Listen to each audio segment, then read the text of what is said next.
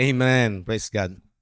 So, nung nakaraan po ay pinaksa natin yung palaging ang focus po ng ating pag-aaral ay doon sa kagandahang ginawa ng Panginoong Hesus sa krus.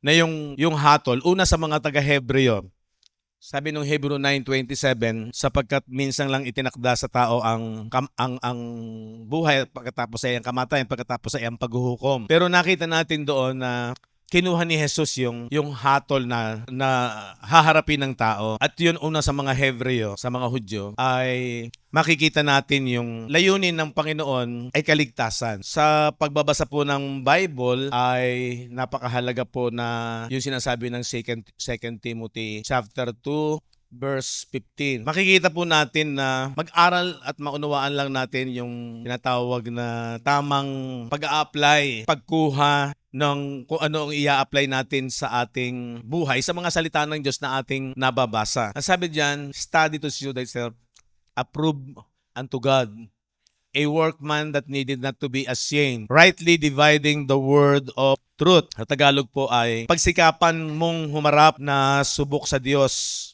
manggagawang walang anumang ikahihiya, na gumagamit na matuwid ng salita ng katotohanan. Ibig po sabihin, yung tamang pag-apply, paggamit nito ay napaka-importante po sa atin bilang tayo po ay anak na ng Diyos. At habang tayo ay nasa lupa, tayo po ay mga kamanggagawa ng Diyos. 1 Corinthians 3:9, for we are laborers together with God. Ye are God's husbandry, ye are God's building. Di ba?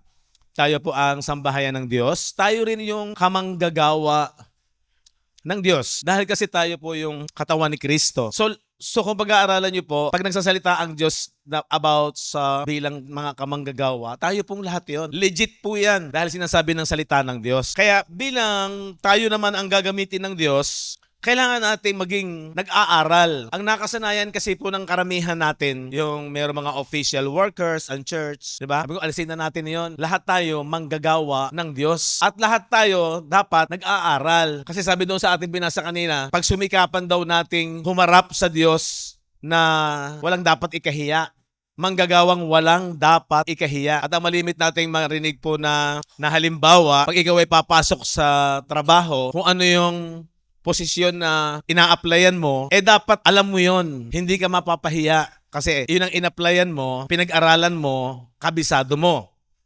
Diba? So, bilang manggagawa ng Diyos, hindi po pwede yung parang barabarabay. Kung dito sa lupa ay naghahanda ka, nagte-train ka, nag-aaral ka, para ikaw pagpasok mo sa profesyon ay hindi nakakahiya, tatanggapin ka, at tuloy-tuloy yung trabaho mo. Ganun din lalo siguro sa pagpinag-usapan natin bilang manggagawa ng Diyos.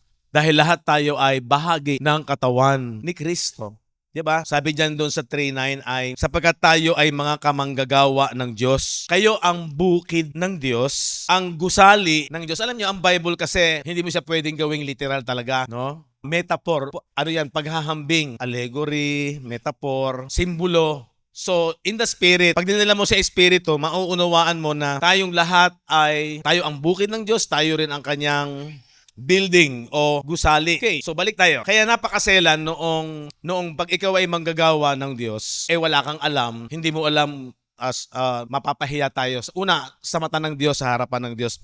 Kaya dapat po talaga nag-aaral. Halimbawa, kagaya po niyang ating mga pinapaksa, mga konteksto, na maselan pagka isang talata lang ang kukuhanin mo, pagkatapos ay mai-interpret mo sa maling interpretasyon. So, sasala na tayo, di ba? So, ganun po ka-importante yung tayo ay nagbabasa ng Bible, alam mo kung i-apply mo o hindi sa ating buhay. Okay. Kaya po nagkakaroon ng mga error. Kailangan bang mahaba ang buhok ng babae? Huwag magpapagupit. Diba? Nasa Bible kasi yun. So, yun yung mga makikita natin na nagpapasalamat tayo dahil bagaman hindi madali ang mag-aral pero sa isip mo nagiging maliwanag. Nagkakaroon ng kapanatagan, nagkakaroon ng kapayapaan, kaliwanagan. Yun pong liwanag talaga sa isipan. Kung bakit ang salita po ng Diyos ay ilaw. Dahil nagbibigay po ng liwanag sa isipan natin. Kaya ang palagi kong hamon po talaga, magbago tayo ng sistema o lifestyle ng mga mananampalataya. Kung meron tayong mga nakagisnan na dati, nagpapasalamat tayo, dumaan tayo sa mga ganong kalalagayan hanggang dinala tayo sa tamang kaparaanan ng pagsamba sa Diyos. Makikita natin ang kahalagahan nung tayo nga po ay nag-aaral. Ngayon nga po, secured na tayo. Kayo po ba'y secured na? Yung ating espiritu, bagaman nakakaranas yung ating physical ng mga negatibo, pero yung pag-aaral natin sa salita ng Diyos, nililinaw na ligtas ka na, wala nang kamatayan, di ba? May mga talata naman na tayo ay pinanghahawakan. Wala nang kamatayan yung ating espiritu, nasa kaharian na ng Diyos yun. Hindi na po yun ma-under attack, di ba? Ang kaharian ng Diyos ay ano madideklara mo? Hindi na ma-under attack. Hindi na yun pwedeng pagharian ng kadiliman. Di ba sabi ng Colossians chapter 1 verse 13, tinanga natin, na siya ang nagligtas sa atin, who had delivered us. Hindi mo na kailangan ng deliverance. Nung araw, palaging may deliverance. Bakit? Kasi nakakagawa ang kadiliman. Nasabi diyan, delivered na tayo from the power of darkness. Hindi na pwedeng atakihin ng kadiliman yung ating espiritu dahil iniligtas na yun ng Diyos, delivered. Iniligtas na from the power of darkness. Tapos ano sumunod? And had translated us into the kingdom of His dear Son. Pinaghaharian na ni Kristo. Nasa kaharian na ni Kristo. Hindi nga lamang natin nakikita. Ito yung dahilan kung bakit ang salita ng Diyos dapat magliwanag sa ating isipan at yun ang ating paniwalaan. Ang kagandahan noong naihiwalay natin yung ating outward man doon sa ating inward man. Na yung ating inward man, yung ating espiritu, kung bakit dapat ma-born in the Spirit ay para po yun ay nasa kamay na ng Diyos. Pag ipinanak ka na ng Diyos, hindi na rin yun paghaharian ng kasalanan. Diba? Sabi ng Romans 6:14, for sin shall not have dominion over you, for you are not under the law, but under the grace. Diba? Kaya hindi na rin yun maaatake ng kadiliman, hindi na rin yun maaatake ng kasalanan, hindi na rin yun maaatake ng sinasabing kaaway. Diba? Ganun po kaganda dapat magkaroon ng ating isipan. Kaya yung isip ng isang mananampalataya na nauunawaan ang ginawa ng Panginoong Jesucristo sa krus ng Kalbaryo ay meron na siyang kapayapaan, meron na siyang kapanatagan. Although, yung physical na aspeto ng ating buhay ay nakakaranas pa ng iba't ibang mga sitwasyon. Halimbawa, kagaya niyan, magulo yung ating gobyerno, under attack daw. Yun daw Senado, under attack. Diba? Pero, bagaman tayo ay nagpe-pray tayo, nananalangin tayo, sana wag lubusang bumagsak ang ating gobyerno. Nagpe-pray tayo dahil maintindihan mo na yung tao kahit professional, kahit matatalino, hindi nila nauunawaan yung ebanghelyo ni Kristo. Yung kanilang laman, umiiral yan. Yung pride, diba? Yung kapalaluan, hindi yan magpapatalo hanggat mayroong ikakatwiran, mga ngatwiran. So, magulo yung aspetong pang-pisikal. Kung naintindihan lamang na sinasabi ni Pablo na yung laman, pinananahanan ng kasalanan. Kahit alam nila yung mabuti at masama, ang nananaig pa din yung laman dahil ang tao ay alipin ng kasalanan. Kung maintindihan yung ebanghelyo na tinapos na ni Jesus doon sa krus yung power of sin, di magkakaroon ng kaliwanagan, hindi na masyadong nakapokus doon sa laman. Mapagtatagumpayan po yung laman. So, yun po yung makikita natin na napakahalaga na maunawaan yung liwanag ng ebanghelyo. Kasi pag hindi po naintindihan yung liwanag ng ebanghelyo, problema po yun. Unang-una, sa spiritual na aspeto ng kaligtasan at maging sa pag-aaral ng salita ng Diyos, maraming theologian, maraming nagko-quote ng verse sa Bible. Sabi ko nga, dati naman nating pinagdaanan din yung ganong sistema ng pananampalataya. Pero ikaw mismo sa sarili mo, makikita mo, hypocrite. Pag sinabing hypocrite, pipilitin mong ang tao ay magpakabanal sa sarili nilang pagsusumika ayon sa sinasabi ng Bible. Pero kung hindi mo naintindihan na yung nature ng laman ay siya po ay talagang mahina. Di ba sabi ng Romans 8:3, sapagkat ang hindi magawa ng kautusan. Di ba yung kautusan banal? Yung kautusan ay dadalhin ka sa tama. Pero hindi niya kayang gawin na mapasunod ang tao. Sapagkat ang hindi magawa ng kautusan na mahina, bakit mahina ang kautusan? Dahil dun sa laman, sa pamamagitan ng laman. Kaya yun ang sinolusyonan ng Panginoong Hesus. Sabi doon, sa pagsusugo ng Diyos sa kanyang sariling anak na nag-anyong lamang sa larin at dahil sa kasalanan ay hinatulan ng Diyos sa laman ang kasalanan. Condemned sin in the flesh.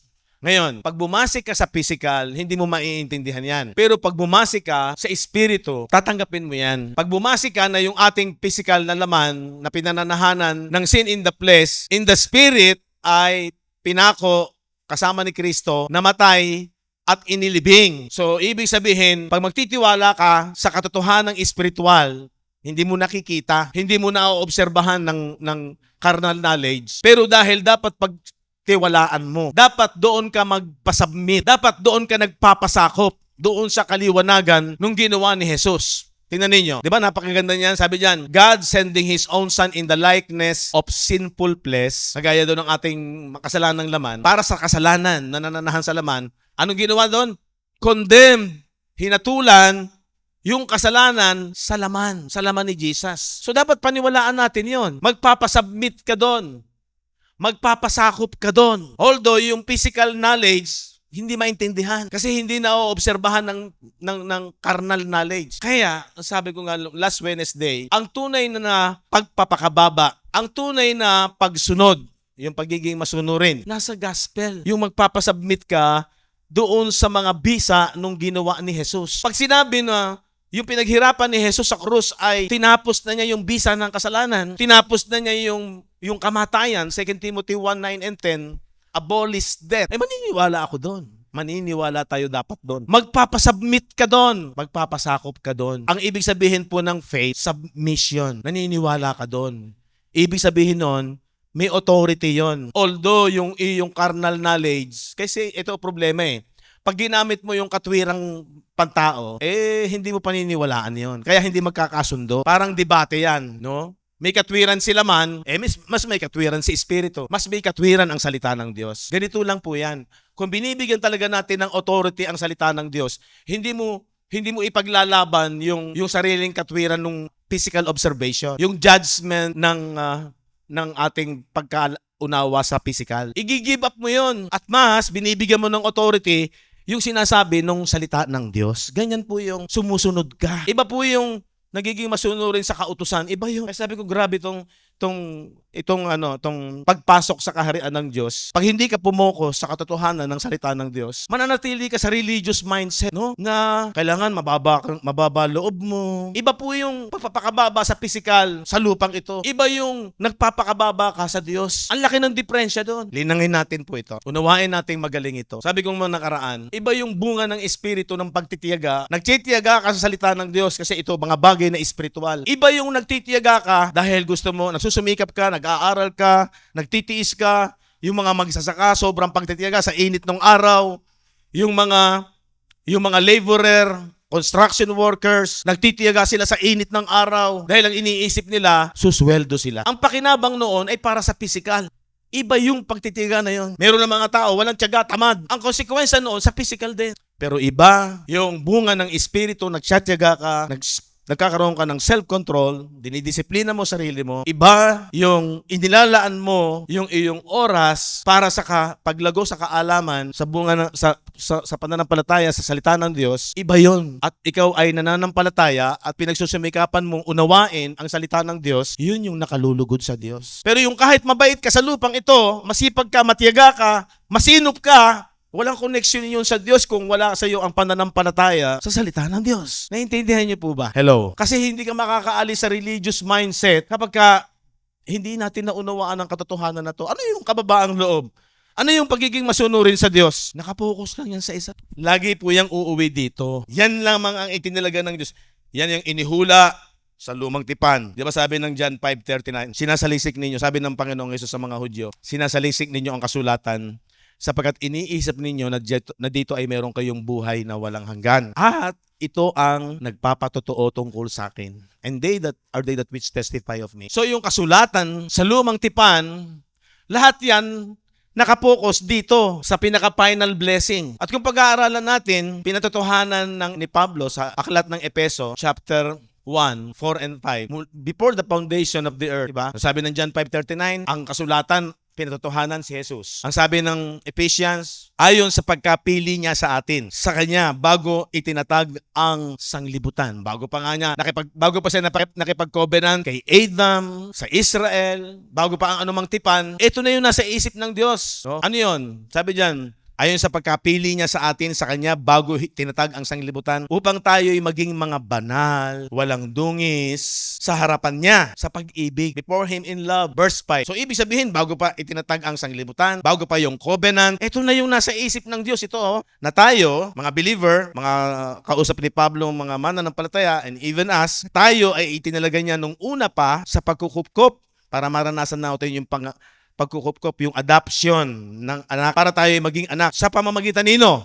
Ni Hesukristo. Sa pamamagitan ni Hesukristo sa ganang Kanya, ayon sa minagaling ng Kanyang kalooban. So, ito na yung plano ng Diyos. Kaya yung kasulatan, yung lahat ng kasulatan, nakapokus lang yan sa pinaka-final blessing, si Jesus Christ. Lalo na yung gagawin niyang pagkatubos sa kahinaan ng tao. So, magpapasakop ka rito kasi bago pa hindi pa nagkakaroon ng anumang pagkalikha ay nasa isip na ito ng Diyos na ang tao ay magiging banal at walang dungis.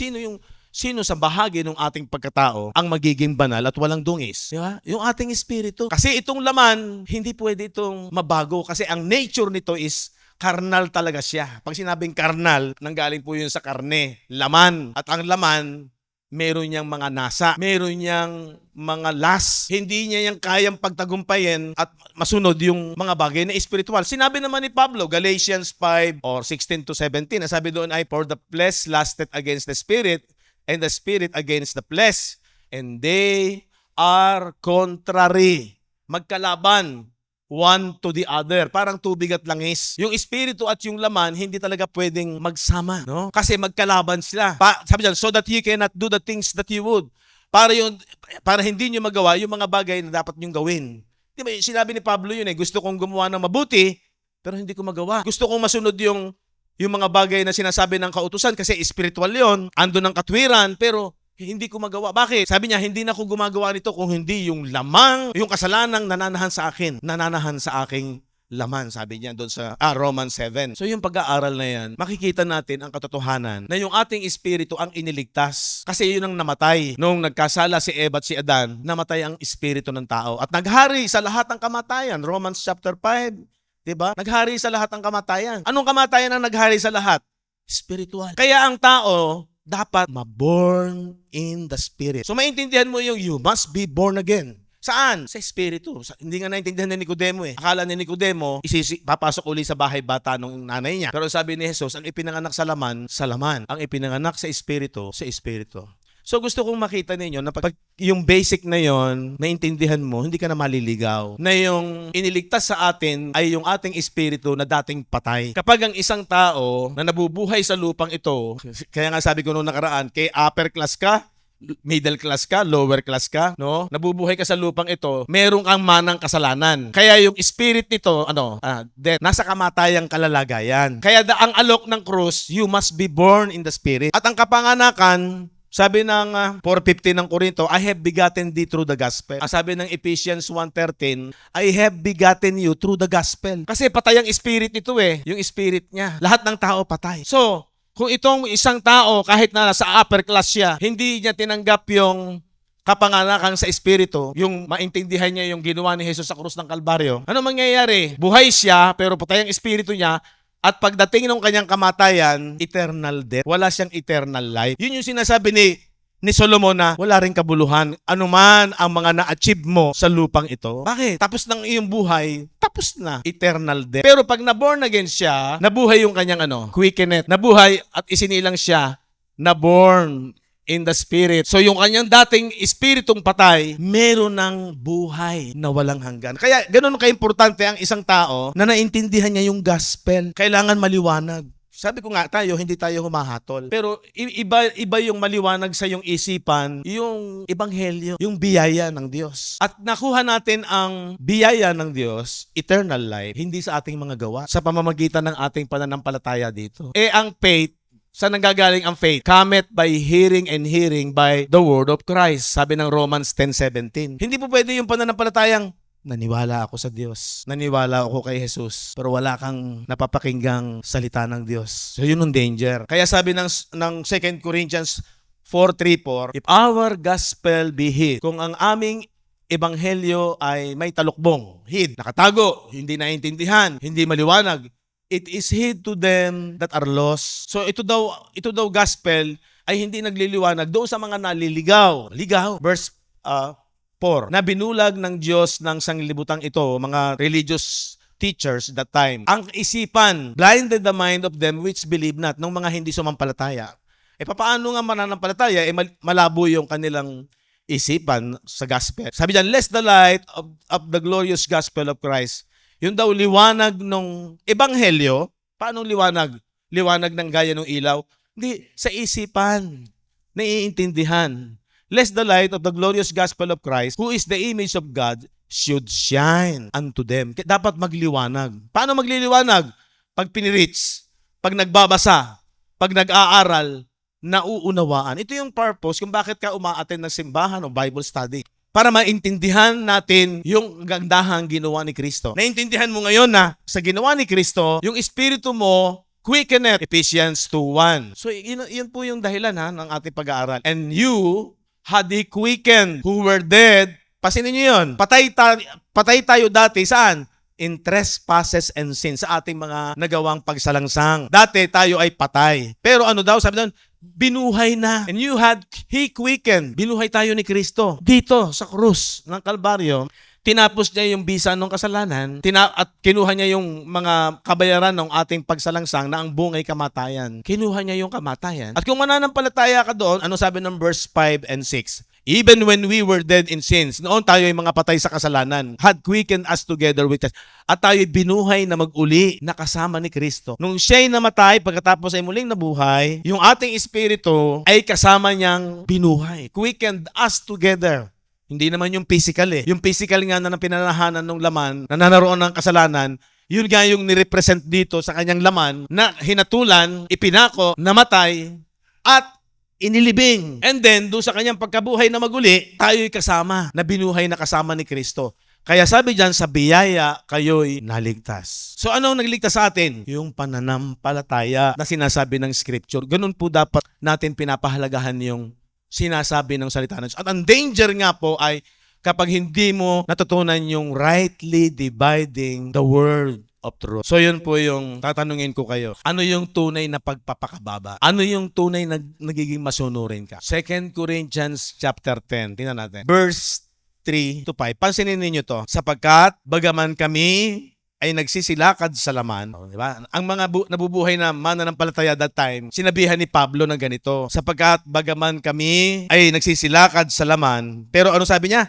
Hindi kami nakikipagbakang ayon sa laman. Alam nyo, during Old Testament, talagang ang weapon, karnal, makalaman. Kaya sila ay pumapatay, meron silang sandata, meron silang sundalo. Diba? Pagdating sa New Covenant, sa biyaya ng Diyos, ipinaliwanag ni Pablo na bagaman kami nasa salaman, lumalakad pa sa laman, but we do not war after the flesh. Ang aming pakikipagbaka ay hindi na sa laman.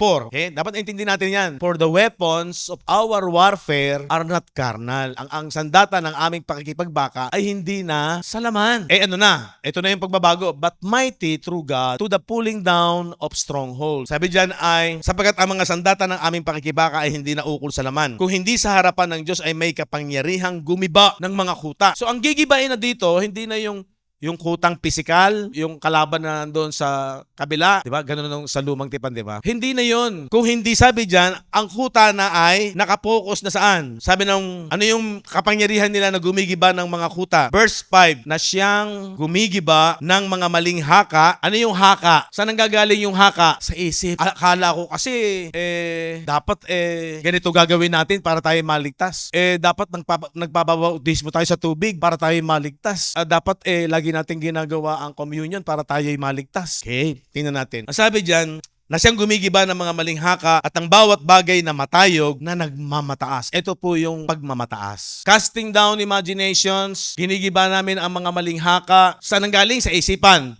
And every high thing, yung mga bagay na nagpalalo o nagmamataas, laban saan? Against the knowledge of God. Asan ang kaalaman at karunungan ng Diyos? Nasa salita ng Diyos. Lalo na ang pinatutunayan ng salita ng Diyos, eto. Tingnan ninyo kung bakit ito ang pinatutunayan ng Diyos na karunungan niya, kaalaman niya. Bringing into captivity every thought. Binibihag ang lahat ng kaisipan. So bawat tao, lahat ng may isipan. Bringing into captivity every thought. Saan? To the obedience of Christ. So yung binibihag ang lahat ng isipan patungo sa ginawang pagsunod ni Kristo. Pag ang isipan ng isang tao ay hindi nagpapasubmit dito, nagmamataas ka. Pag ang isipan ay mayroon pang power ang sin, hindi pa tapos ang kasalanan, at may kapangyarihan pa ang kadiliman, nagmamataas against ka sa knowledge of God. Yun yung high thing that exalted. Yun yung kapalaluan na nagmamataas laban sa karunungan ng Diyos. Imagine, ito na yung itinakda ng Diyos before the foundation of the earth. Ito na yung pinatutunayan ng scripture sa Old Testament. Inihula, lahat ay nauuwi dito. Di ba si Kristo ang katuparan ng kautusan at ng mga propeta? Sangayon sa Matthew 5:17. Diba? Siya ang katuparan, itong ginawa niya. Pagkatapos hindi ka magpapasakop yan, hindi ka magpapasubmit yan, at meron kang against doon sa ginawa ni Jesus sa krus ng Kalbaryo. Sinong nagmamataas? Sinong hindi sumusunod? Mahalaga yung word na nagpapasubmit ka, nagpapakababa ka, at sumusunod ka. Paano yung pagsunod? By faith. Kailangan lang naunawaan mo yung salitang faith. Kaya sabi ng Hebrew, for without faith, it is impossible to please God. Gusto mo mabigyan ng lugod ang Diyos? Kahit lumuhod ka pa at lumakad ng paluhod, hindi yun ang tunay na pagpapakababa. Kahit umiyak ka pa, kahit magtangs ka pa, kahit meron ka pang signs and wonders, pero kung hindi ka nagpapasubmit sa tunay na bisa ng ginawa ni Jesus sa krus ng Kalbaryo, papasok ka na ikaw yung palalo at nagmamataas laban sa karunungan ng Diyos. Sipin natin, tama kaya? So ang pagpapakababa, hindi yung lagi kang parang rumirespeto sa mga tao lamang. Hindi po masama yung maging mababa sa pakikipagrelasyon natin dito at hindi ka palalo. Iba po yun. Lilinawin ko po, iba yun. Iba yung bunga ng Espiritu, iba yung bunga ng ikaw ay masipag at matigas sa lupang ito at masinop ka at marunong kang makisalamuha sa kapwa-tao mo, pero iba pa rin yung alam mo na ikaw ay nagpapasubmit sa salita ng Diyos. Kasi ang tunay na kahulugan ng pananampalataya, nagtitiwala ka kung ano yung buod na sinasabi ng banal na kasulatan. Kaya delikado kapag hindi mo alam yung rightly dividing the word of truth. Diba? So yan po yung napakahalaga. Okay. Sana po naintindihan natin. Pag may nagsabi sa inyo na hindi dapat yung maraming alam, kulang ka naman sa pagpapakababa, kulang ka naman sa pagsunod. No, sabi ng 2 Peter 3:18, grow in the knowledge. Yung pinag-aralan natin last week, Ephesians 3, Ephesians 4, na ang panalangin ni Pablo, malaman natin yung pagkakilala kay Kristo, malaman natin yung luwang, yung lalim, yung taas ng pag-ibig ni Kristo. So grow in the knowledge sa perfection nung ginawa ni Kristo, yung kasakdalan nung ginawa ni Kristo. Diba? Dapat maliwanag po yan. Kasi yun po yung tunay na dapat nating lakaran habang nabubuhay sa lupa. Okay, sabi po dito, so alam na ng Panginoong Jesus na dapat meron po tayong alam doon sa kanyang misyon tungkol sa mabuting balita na ito talaga yung kanyang itinakda, yung binasa natin kanina, Ephesians 1, 4, and 5, before the foundation of the earth. At sinabi din niya sa Matthew 24:14, ipangangaral. So, ibig sabihin, alam ni Jesus na ito yung itinakda ng Ama, tinakda ng Diyos, yung mabuting balita. Inihula mula sa kasulatan, sa lumang tipan. Kaya, ipinapaka dito na ang kanyang ibinilin sa mga alagad ay itong ipangaral ang ebanghelyong ito ng kaharian sa buong sanglibutan. Sabi diyan, sa patotoo sa lahat ng mga Hudyo, lahat ng mga bansa. Bakit sinabi kasing sa patotoo sa lahat ng mga bansa? Sabi diyan, witness unto all nations. Pero alam nyo, pag talagang hindi tayo nag-research ng husto, maliligaw ka dyan eh. And then shall the end come. Kasi mayroon dapat mag-end yung ang lumang tipan. Kaya dapat, unang niyang priority kasi yung mga Hudyo, yung mga Israelita. Bakit? Anong kalalagayan ng mga Israelita? Bakit ba binanggit dyan na kailangang ipangaral ang tungkol sa ebanghelyo ng kaharian ng Diyos unto all nations, sa lahat ng bansa? At kung pagkatapos nun, pag daw na ipangaral na, kung magkagayon, darating ang wakas. Kaya lang, ang problema nga dito ay kung anong wakas yan. Kung magkagayon, darating ang wakas. Doon daw sa konteksto na yan, ano yung wakas? Hindi yan yung katapusan ng mundong planetary o yung ang kasaysayan ng tao matatapos na. Tapos na yung history ng tao kasi end of the world na eh. Kung ang pagkaintindi natin ay literal, magkakaroon ng error. Pero kung naiintindihan natin yung purpose ng Panginoon, ba't niya sinabi na ang ebanghelyo ng kaharian ng Diyos ay kinakailangang ipangaral sa buong sanglibutan, unto all nations, at saka darating ang wakas. Okay, diningin natin. Sabi diyan, sumagot si Jesus sa mga tanong tungkol sa pagkawasak ng templo. Diba? Dahil yung konteksto kasi yung wakas. Sabi diyan, hindi yung katapusan ng mundo o kasaysayan ng tao. Dito sa Matthew 24, verse 1 to 3, tingnan natin. And Jesus went out and departed from the temple. Diba? Umalis siya mula doon lumabas sila doon sa templo. Yun ang senaryo. Lumabas si Jesus sa templo at payaon sa kanyang lakad. At nagsilapit sa kanya ang kanyang mga alagad upang sa kanya ipamalas ang mga gusali ng templo. So ano pinamamalas? To shew them the buildings of the temple. Tapos ano sumunod? Datapwat siya sumagot sa kanilang sinabi, hindi ba ganin nyo nakikita ang lahat ng mga bagay na ito? Ano yung pinapakita? Yung templo. Lumabas si Jesus dyan, galing dyan. Punta sila sa bundok ng Olibo. Tapos andito sila, andito yung mga alagad. Tapos nakikita nila, itinuturo ni Jesus, nakikita nyo ba? Datapwat siya sumagot sa kanya at sinabi, hindi ba ganyan nakikita ang lahat ng mga bagay na ito? So ito tinutukoy niya, itong templo. Pinapakita niya sa kanyang mga alagad. And then nasabi diyan, katotohanang sinasabi ko sa inyo, dito walang maiiwang bato sa ibabaw ng ibang bato na hindi ibabagsak. So yung mga bato rito, darating daw ang panahon, ito ay ibabagsak. Ibabagsak, sabi ng Panginoong Jesucristo. Verse 3, at samantalang siya'y nakaupo sa bundok. Ito yung bundok, bundok ng Olibo. Kaya kung tawagin niyang yung paksa na yan about sa magaganap sa pagbagsak ng templo is kung tawagin ay Olivet Discourse. Kasi nasa Mount Olives sila. Olivet Discourse. Dahil sabi dyan, samantalang siya nakaupo sa bundok ng mga olibo, nagsilapit sa kanya ang mga bukod ang mga alagad na nagsisipagsabi, sabihin mo sa amin, kailan mangyayari ang mga bagay na ito at ano ang magiging tanda ng iyong pagparito at sa katapusan ng sanglibutan. Okay, end of the world. So makikita natin yan, paulit-ulit niyang inilalagay ang mga pangyayaring ito sa loob ng buhay ng henerasyon nila. Matthew 24:34.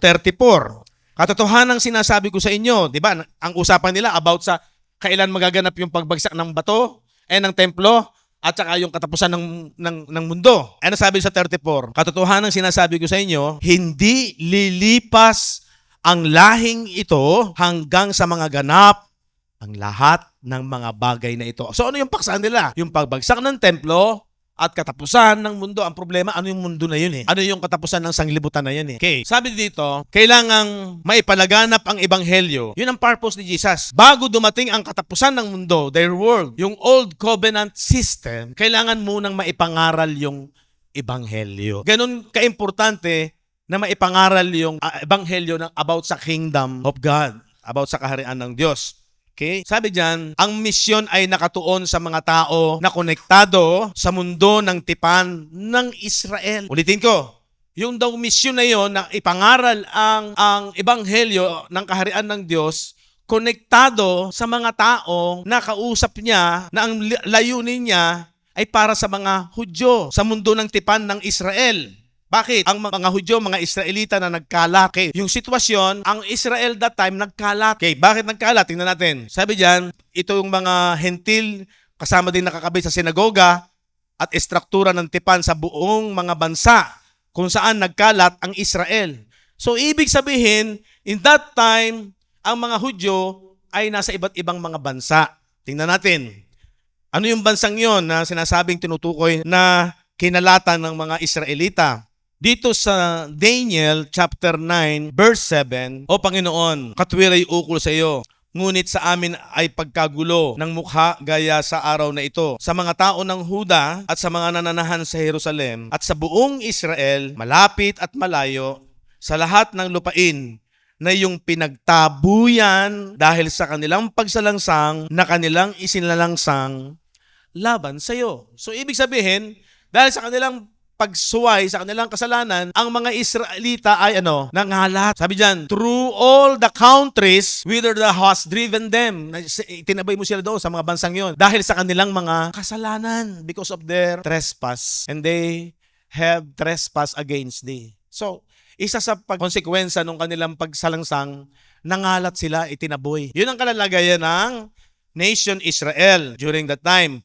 Meron pa pong mga talata sa Deuteronomy 4:27-28, Deuteronomy 30 verse 1. Tingnan natin itong sa Acts chapter 2 verse 5. May mga nagsisitahan nga sa Jerusalem na mga Hudyo, mga lalaking relihiyoso na buhat sa bawat bansa sa ilalim ng langit. So merong mga Hudyo nanggaling na sa iba't ibang mga bansa. And then, tingnan natin yung Santiago, chapter 1, verse 1. Si Santiago na alipin ng Diyos at ng Panginoong Hesukristo ay bumabati sa 12 angkan na nasa pangangalat, scattered abroad. So yun yung kalalagayan ng mga bansang Hudyo na primarily yun ang purpose ni Jesus. Di ba? Si Jesus ay isinugo kung hindi lamang sa 12 tribes of Israel. Yun ang priority. Ako yung naparito sa sariling bayan ko. Yun ang priority. Yung bansang Israel.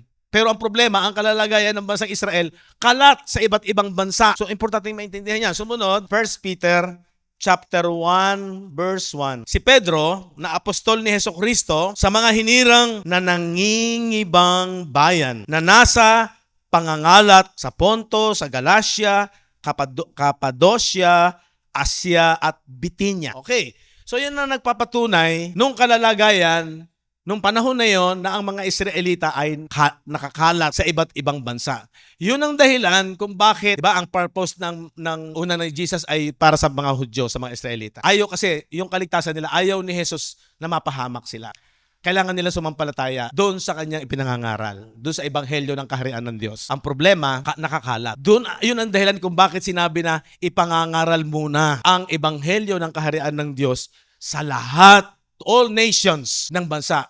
In that time, kasi yung mga Hudyo nakakalat. Kailangan ma-witness muna, maipangaral muna, bago matapos yung Old Covenant system, yung Old Covenant world. Kasabay nung pag-judgment, yung paghatol at pagwasak ng Jerusalem at pagbagsak ng templo. Kaya yung usapan dito sa Olivet Discourse, kailan mangyayari ang mga bagay nito, sabi ng mga alagad, at ang katapusan ng mundo, end of the world. Pero yung world na yon, oikonemi, yung mga bansang pinangalatan ng mga Israelita that time, kasi kailangang maipangaral muna yon bago dumating yung pagbagsak ng templo, yung judgment. Ang hindi sumampalataya, tatanggap ng judgment. Okay, importante maintindihan po to. Para tayo, hindi pala tayo naniniwala na iba pala yung end of the world. Pero pinag-aaralan dapat natin maliwanag sa ating isipan ang katotohanan. Bakit dapat munang ipangaral?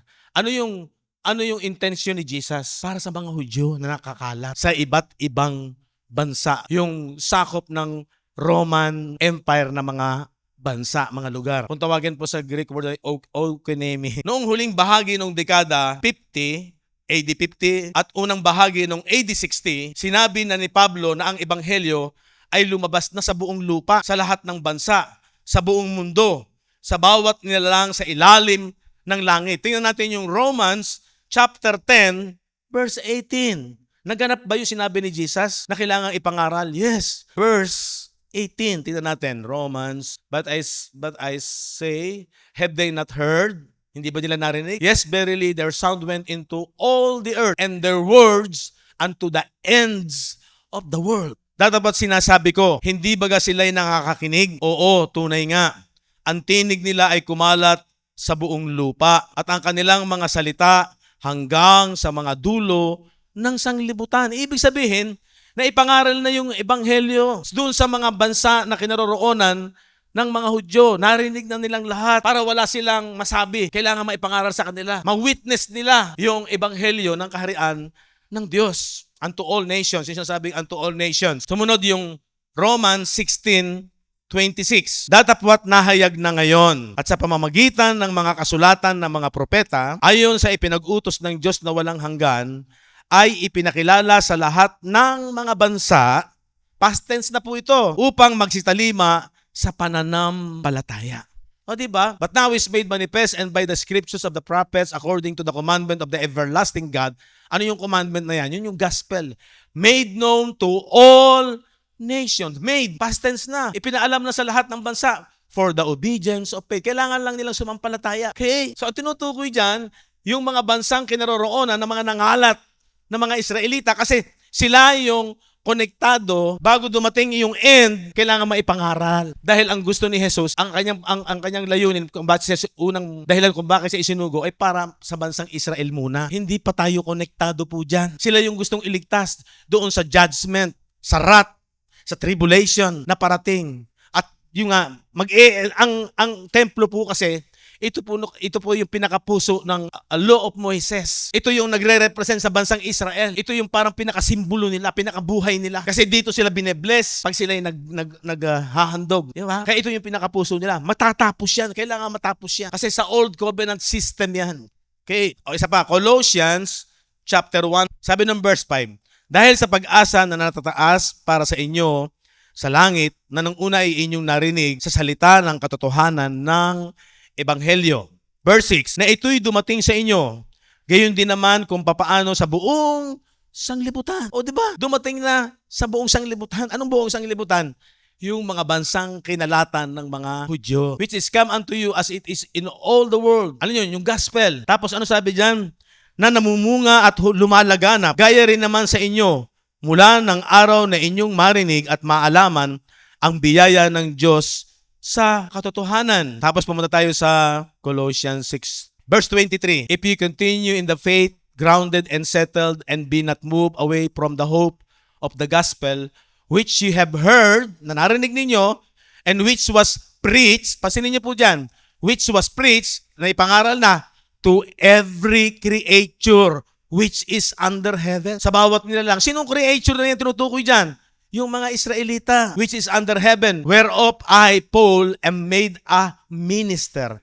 Na kung tunay na kayo ay mamamalagi sa pananampalataya, nababaon at matitibay at hindi makilo sa pag-asa sa ebanghelyo na inyong narinig na ipinangaral sa lahat ng mga nilalang sa silong ng langit, na dito akong si Pablo ang ginawang ministro. So ipinangaral ni Pablo sa lahat na, under heaven. Gagawin mo bang literal yan? Hindi. Nakapokus yan doon sa purpose ni Jesus na dapat maipangaral muna sa lahat ng mga Hudyo na nangalat sa iba't ibang mga bansa that time. Okay? Kasi yun naman ang purpose ng Panginoon eh. Ang ministry niya muna ay para sa mga Israelita, sa mga Hudyo. Okay? Naunawaan ang mga pahayag na ito sa konteksto ng mundong Romano, yung pangangalat ng Israel sa mga bansa. Sa sandaling naabot ng patotoo ng Ebanghelyo, ang mundo na tipan na tinutukoy nito, ang natitira na lang ay ang wakas na hinulaan ni Jesus. Ano yung wakas? Ang wakas na yun ay dumating nung AD 70 sa pagkawasak ng Jerusalem at ng sistema ng templo. So naganap yung sinabi ni Jesus, yung sa lahing ito. Hindi matatapos ang lahing ito hanggang sa maganap. Yung sinasabi Matthew 4:24, yung binasa natin kanina. Their generation yon. Okay? AD 70, pagkawasak ng Jerusalem at ng sistema ng templo. Ang tiyak na pagtatapos ng lumang tipan. Ang bagong tipan ay patuloy na nagtatanghal nito bilang isang malapit na pangyayari noong unang siglo. Sinabi ni Jesus na mangyayari ito sa loob ng henerasyong ito, according to Matthew 24. Sinabi ni Juan na ang mga pangyayari doon sa Revelation, malapit nang mangyari, di ba? Yung coming soon, at hand. Sabi diyan, hindi inilarawan ng mga apostol ang isang misyon na umaabot ng walang katapusan. Libu-libong taon sa hinaharap. Kung hindi ito yung transition ng tipan, yung paglilipat ng Old Covenant to New Covenant. Transition. Pagtatapos ng lumang mundo, ito rin yung sinasabi na old things pass away and the new has come. Diba? Behold, I made all things new. I make all things new. So, hindi na po tayo mahihirapan sa pag-interpret kapag naintindihan natin ng lubusan. Sabi dito, transition ng tipan na noon ay malapit nang dumating. Basahin nga natin yung Hebrew chapter 8 verse 13. Nung panahon na yon, nung hindi pa bumabagsak yung templo, doon sa sinasabi niya, isang bagong tipan ay liluma na yung una. Datapwat ang nagiging luma ay tumatanda at malapit ng lumipas. Yun yung mag-e-end. Waxed old is ready to vanish away. Ito yung inihula sa Matthew 24. Igigiba. Yung Jerusalem ay magkakaroon ng judgment. Pero bago maganap yan, ang purpose ni Jesus, dahil gusto niyang maligtas ang mga Hudyo, yung kaligtasan muna ng mga Hudyo sa paghatol, sa judgment, yung wrath to come. Kaya sila, meron yung ang magtiis hanggang sa wakas, maliligtas. Yun ay address sa kanila, sa mga mananampalataya that time. sa tindi ng persecution at ang buhay nila ay parang hamak, hindi sila makapamili ng gaya ng mga nasa isang side ng mga Roman Empire, yung mga nasa side ng mga religious leaders that time, mahina sila sa politika. Parang kaya sila ay yung sinasabing hindi sila makapamili ng gusto nila, makapag-business dahil wala silang power, hamak sila, kailangan nilang magtiis. Huwag silang give up, huwag silang aatras sa pananampalataya about sa gospel of the kingdom of God na ipinangaral ng mga alagad. That time, hindi pa revealed yung mystery of the gospel. Hindi pa. Wala pang alam yung mga alagad ng kung ano yung kamatayan at pagkabuhay na mag-uli ng Panginoong Jesucristo. Ang issue that time is tanggapin nila si Jesus na siya yung Misayas at sila ay maliligtas doon sa judgment na darating nung AD 70. Yun yung inihula ni Jesus. Pero bago mangyari yon, kailangan munang ipangaral ang ebanghelyo, yung kingdom of God sa buong bansa. Ano yung buong bansa? Yung pinangalatan ng mga Hudyo, bunga ng kanilang kasalanan. Inihula sa Deuteronomy, inuhula ni Daniel, pinatunayan nung aklat ng mga gawa, yung James chapter 1 verse 1, yung 1 Peter chapter 1 verse 1, na sila'y nasa pangangaral. At ang kailangang mangaral at ang nakagawa ng pangangaral, si Apostol Pablo na nakapunta sa iba't ibang lugar ng mga may sinagoga na nandoon ang mga Hudyo at ipinangaral yung ebanghelyo. Pagkatapos nung pangangaral noon ng mga AD 60, malapit na dumating yung AD 70, yun yung end of the old covenant world. Amen. Para magkaroon po kayo ng idea, bakit ba hindi na tayo futurist? Malaking error. Kaya napakahalaga nung napaghahati-hati mo yung kalalagayan nung binabasa mo. Hindi mo i-apply pa sa buhay mo ngayon at for future. Ang Bible na rin ang siyang magpapaunawa sa atin. Tingnan yung Isaiah chapter 9:7. Tingnan ninyo, of the increase of His government and peace, there shall be no end upon the throne of David and upon His kingdom, to order it and establish it with judgment and with justice from henceforth, even forever. The seal of the Lord of hosts will perform this.